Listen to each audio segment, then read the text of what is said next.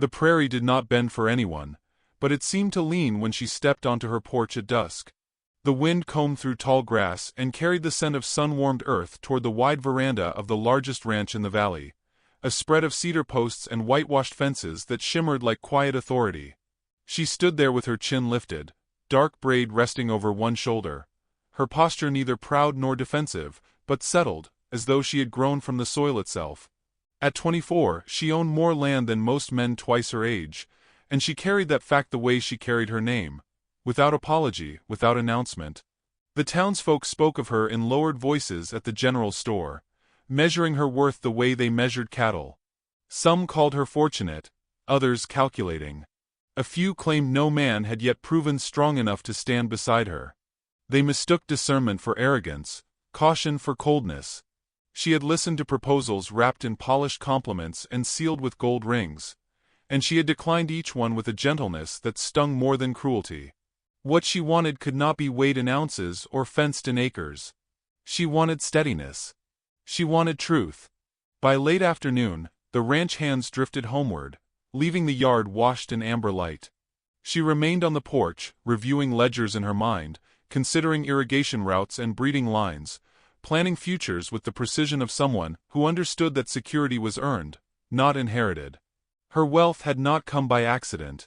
She had learned to read contracts before she learned to braid her own hair, and she had negotiated grazing rights with men who underestimated her until she dismantled their arguments with quiet clarity. Yet beneath her discipline lived a question she rarely voiced. Would any man see her without first seeing her land? Dust rose along the road as a lone rider approached the property that evening, his silhouette cut against the sinking sun. He did not ride like a man seeking advantage.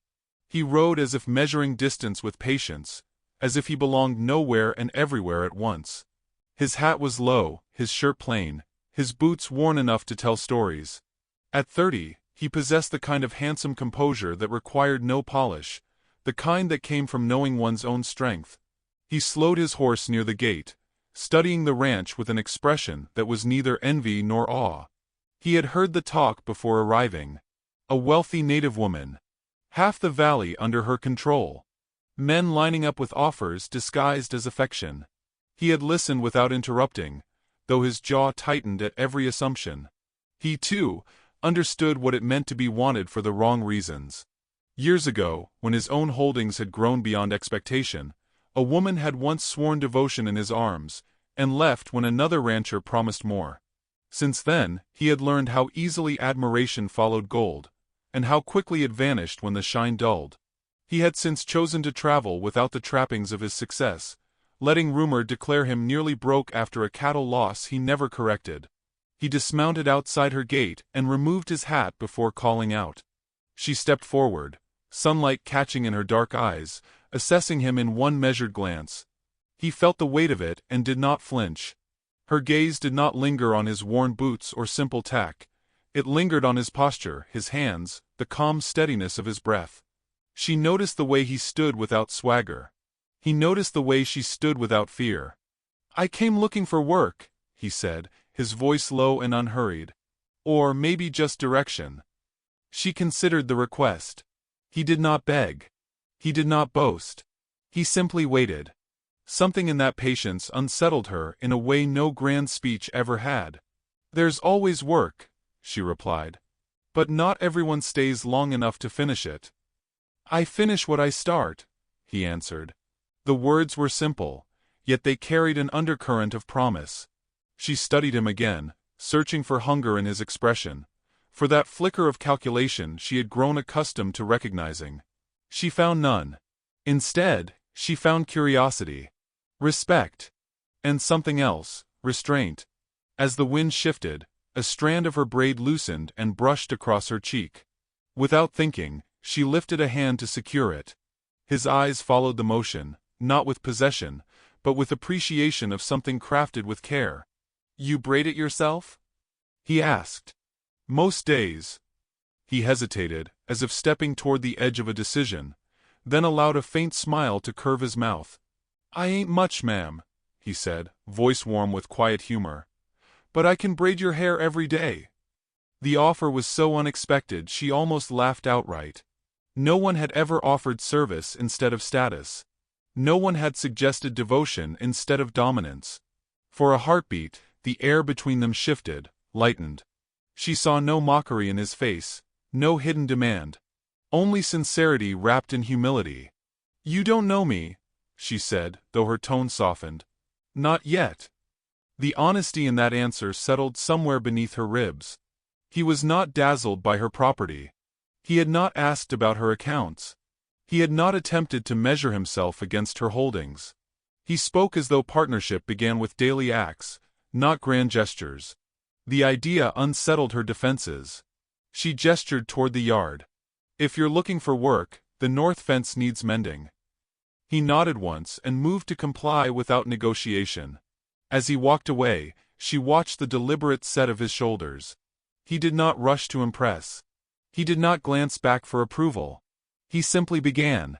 From the pasture, he felt her eyes on him, and allowed himself a private breath.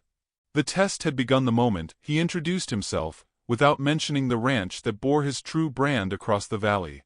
He would not reveal his wealth. Not yet. If she cared only for land, she would dismiss him soon enough. If she valued loyalty, she would see past dust and worn leather.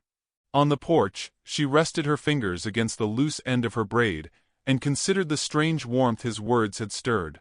She had rejected men with finer coats and heavier purses. Yet something about this so-called poor cowboy unsettled her careful composure. As the sun dipped lower and painted the sky in molten gold, she realized she was hoping he would stay long enough to braid her hair tomorrow. And for the first time in years, the question shifted. Not whether a man could match her wealth, but whether she was brave enough to trust one who claimed to have none. He returned the next morning before the sun had burned the mist from the low fields, hat in hand, sleeves already rolled as if he belonged to the labor of the place. She watched from the porch as he set to work on the north fence without waiting for instruction, his movements economical and unshowy, repairing each rail with the same care one might give to something personally owned. It unsettled her how naturally he fit into the rhythm of her ranch, as though he had studied it long before setting foot on her land. By noon, the hired hands had begun to notice him. They tested him the way men test strangers, with pointed jokes and sideways glances. He answered without defensiveness, accepting ribbing about his worn boots and threadbare saddle with an easy shrug. When asked where he'd come from, he offered only, "South of here," and returned to his hammering. He never boasted of former spreads or hinted at ambition. He behaved like a man grateful for wages. She rode out to inspect the repaired fence and found it straighter than before, the posts reinforced with quiet ingenuity. "You work like you've something to protect," she observed.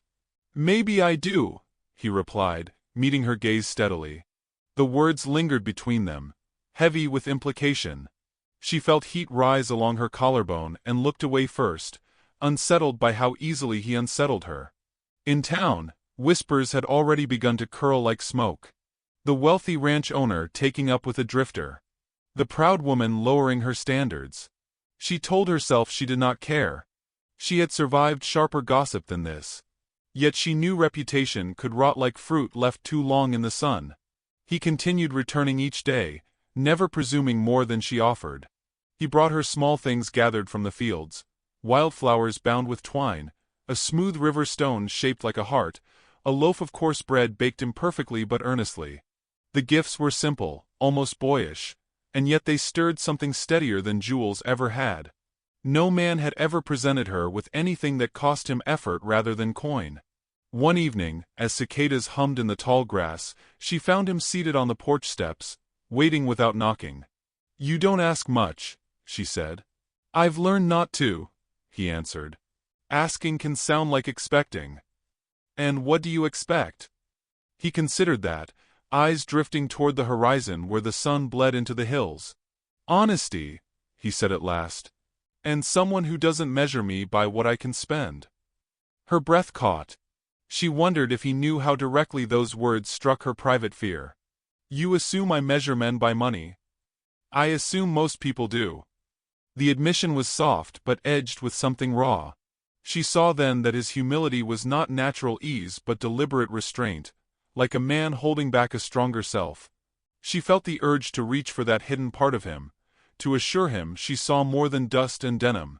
The town's wealthiest rancher confronted him days later outside the general store, voice loud enough to gather an audience. "You planning to live off her land?" The man sneered. "Or you just courting comfort?" He did not rise to the bait. "I'm planning to work," he said evenly. "And when she tires of charity?" He did not answer, but his jaw tightened. She stepped between them before pride could ignite into violence. "He works for wages," she said calmly. "And he earns them." The rancher laughed. "You'll carry him." She met the insult with cool composure. "I carry what I choose." Later, when they rode back together, silence rode between them. "You don't have to defend me," he said quietly. "I wasn't defending you," she replied. "I was defending my judgment." He glanced at her, surprised by the fierceness in her tone. She realized then that she had already chosen a side. That recognition both thrilled and frightened her. That night, he lay awake in the small bunkhouse, staring at the ceiling beams. He had meant to keep distance, to observe whether her kindness extended beyond novelty. Instead, he found himself drawn by the way she commanded respect without raising her voice, by the way she calculated risk but trusted instinct. He feared how quickly he had begun to imagine mornings with her, braiding her hair in quiet ritual before the day's work began. If she accepted him as he appeared, it would prove something he desperately needed to believe, that love could exist without ledger books. If she refused him, he would leave before revealing the truth, preserving at least his pride. The test had to reach its end. He chose sunset by the river, where cottonwoods whispered and the water reflected molten sky. She arrived on horseback, suspicion flickering in her eyes at the seriousness of his posture. He removed his hat, hands trembling despite himself. "I don't own much," he began, voice steady only by effort.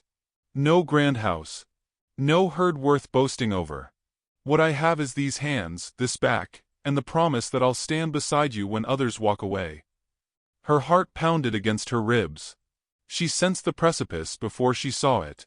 "What are you asking?" she whispered. He stepped closer, pulling from his pocket a simple silver band, unadorned and honest. "I'm asking if you'd marry a man who can't give you more land than you already have. A man who can offer loyalty, protection, and the patience to braid your hair every single day." The river hushed around them. The wind caught her braid and lifted it like a banner between worlds. She saw his fear then, naked and unguarded. He expected refusal. He braced for it. She thought of the men who had promised empires and delivered emptiness. She thought of this man who had given labor instead of luxury. "I have land," she said slowly. "What I need is someone who stays." He swallowed. "I stay." She reached for the ring and closed her fingers around it. "Then yes." The word changed the air. Relief broke across his face like dawn, and for a heartbeat he nearly confessed everything. Instead, he drew her into his arms, holding her with reverence rather than triumph. She rested against his chest, believing she had chosen a poor man rich in heart. As the sun disappeared and shadows lengthened along the water, guilt began to bloom quietly inside him, because the man she had just promised to marry was not poor at all. He did not sleep the night after she accepted his proposal. The bunkhouse ceiling loomed above him like a silent judge, every wooden beam etched against the darkness. Her voice echoed in his memory, steady, certain, unshaken by his supposed lack. "I have land. What I need is someone who stays." The simplicity of her trust pressed against his ribs, until breathing felt like theft. He had wanted proof of her loyalty. Instead, he had uncovered the measure of his own dishonesty. At dawn, he rose before the others and walked the perimeter of her property, boots stirring pale dust that clung to his cuffs. Each fence post he had mended now seemed an accusation. Each board he had nailed into place felt like it carried his falsehood in its grain. He had told himself the deception was necessary, that love tested was love proven. Yet standing there beneath a sky widening into blue, he understood that a test prolonged became a lie. She found him near the cottonwoods, studying the horizon with an expression too solemn for a newly engaged man. "You look like someone riding into a storm," she observed, guiding her horse beside him. "Maybe I am," he answered. Concern softened her features. She had spent the previous evening planning a modest wedding, imagining shared mornings and the quiet comfort of partnership. She had pictured him seated behind her, fingers careful in her hair, weaving strands with patient devotion. Now she sensed distance where there had been relief. "You regret asking?" she asked quietly. "No," he said at once, pain flaring in his voice. "I regret not telling you everything before I did." The air shifted. She dismounted slowly, boots settling into the grass. "Then tell me now." He hesitated only a moment before reaching into his saddlebag. The leather creaked as he withdrew folded papers sealed with wax and marked with a brand she had seen before. Across the valley, burned into cattle that grazed on some of the richest land in the territory. Her breath caught as recognition flickered. "You know that spread east of the ridge," he said carefully. "The one with the long stone well and the red barn." "Yes. It's mine." The words seemed to land between them like a dropped coin. She did not move, did not speak, but her eyes sharpened, measuring him with new intensity. He unfolded the deeds, the signatures crisp and undeniable. His name, written clearly, stood where a different owner's rumor had always lingered. "I never lost my holdings," he continued, voice stripped of pride. "I let people believe I had. It was easier than sorting through the ones who came looking for gold instead of a man." Silence spread wide and unbroken. A hawk circled overhead, its shadow gliding across the ground between them. She felt the world tilt, not because of the wealth itself, but because of what it implied. "You lied," she said at last, her tone level but fragile. "I withheld," he corrected, then winced at his own cowardice. "Yes, I lied." She turned away, pacing a few steps toward the riverbank where sunlight fractured across water. "You let me believe you had nothing." "I needed to know," he said, anguish roughening his words. "I needed to know that if I stood before you without land or status, you would still choose me." Her shoulders stiffened. "And you thought I would not?" "I didn't know," he admitted. "I have been chosen for the wrong reasons before." He told her then of the woman who had once praised his ambition, who had traced the lines of his ranch on maps with admiration that vanished when a neighboring cattle baron offered more. He spoke without bitterness, only weariness. "I promised myself I would never again mistake greed for affection," he finished. "So I came to you as less than I am." She faced him slowly, hurt glinting beneath her composure. "You came to me as someone who did not trust my character." The accusation struck cleanly because it was true. He stepped closer but did not touch her. "I trusted your strength. I admired your integrity. I feared my own history." She studied him as though weighing a difficult bargain. "Do you know what it costs to be doubted?" she asked softly. "I have spent my life proving I am more than land and bloodline. And the man I chose believed I might be shallow." The words sliced deeper than any insult thrown in town.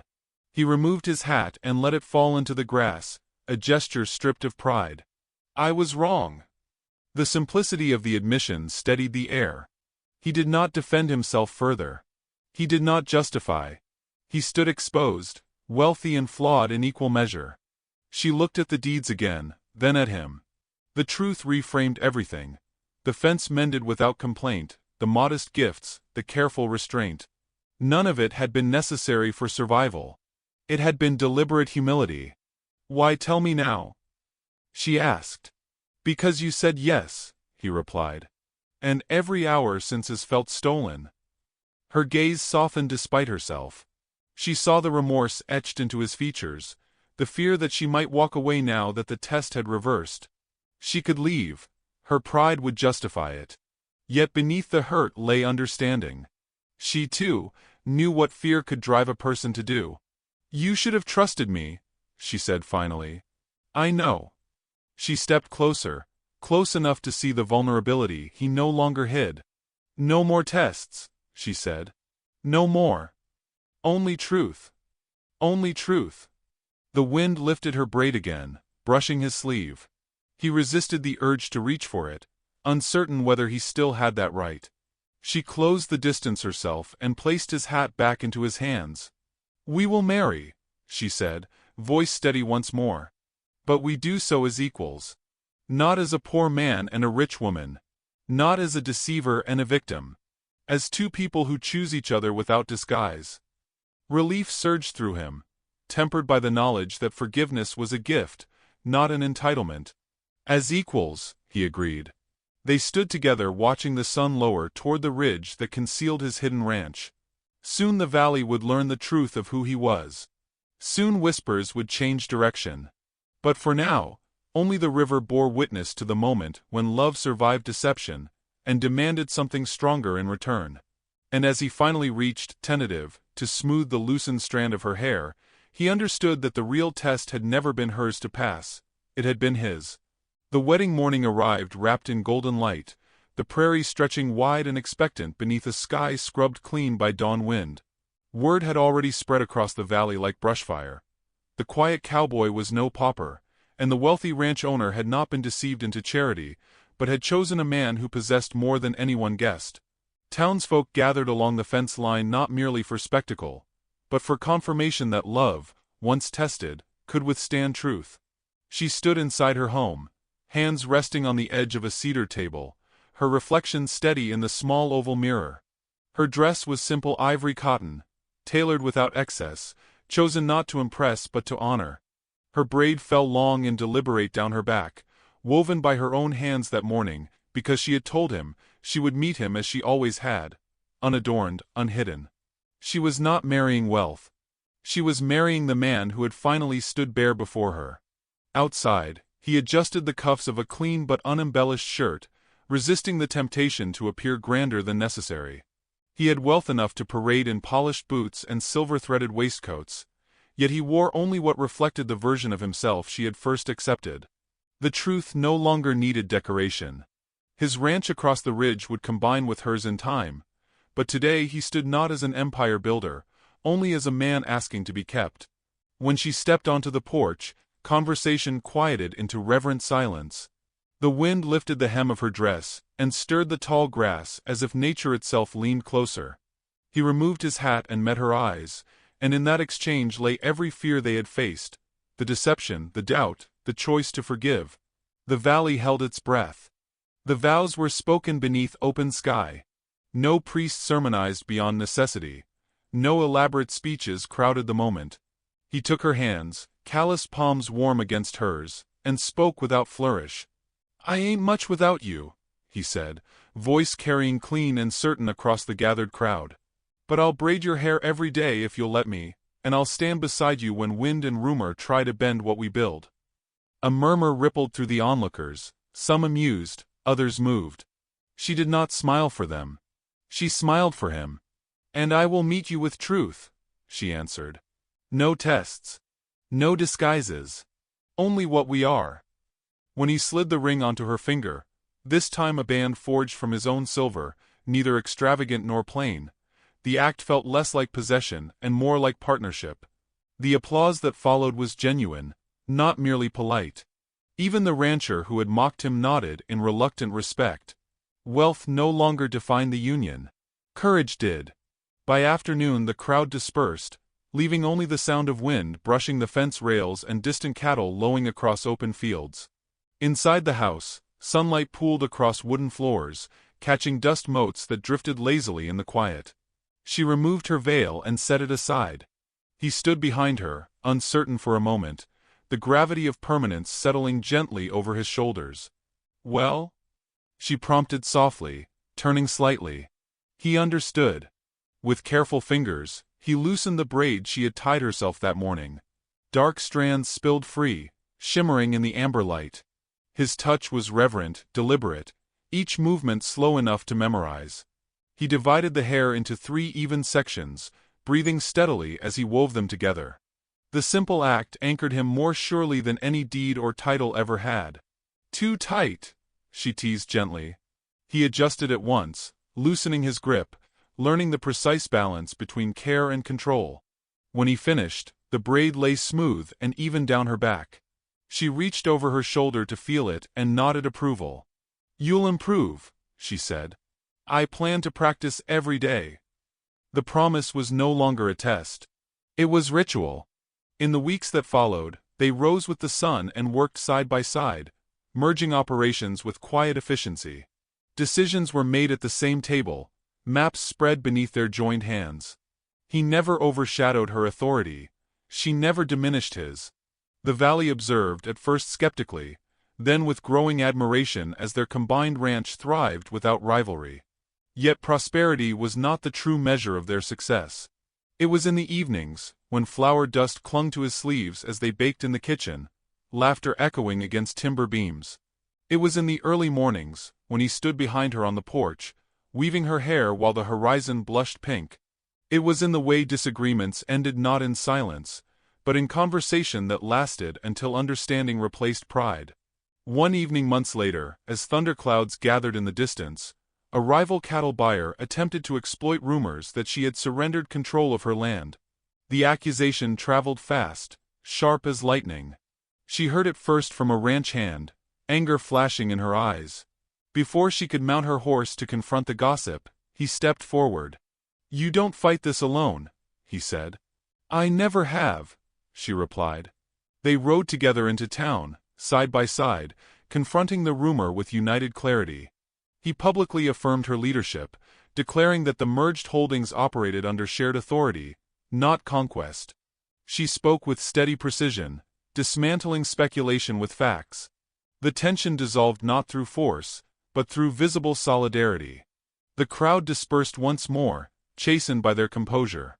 That night, as rain finally broke over the prairie and cooled the earth, they stood beneath the porch roof watching lightning fork across distant hills. She leaned back against his chest, listening to the storm's low rumble. "If I had said no," she asked quietly, "when you asked by the river?"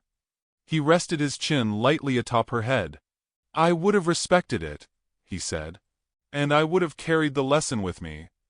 And the braid." He smiled into the darkness. "I'd still know how." She turned in his arms, searching his face as rain softened into steady rhythm. There was no doubt left between them now, no shadow of withheld truth. Only partnership, forged by vulnerability, and chosen again in each ordinary day. Inside, the hearth crackled warmly, and the scent of fresh bread lingered in the air. He followed her through the doorway, pausing only long enough to unpin her braid and begin the ritual anew, fingers steady, heart certain. And as thunder rolled gently across the valley they now ruled together, it became clear that the richest vow he had ever made was not written on a deed, but woven daily into the strands of her hair.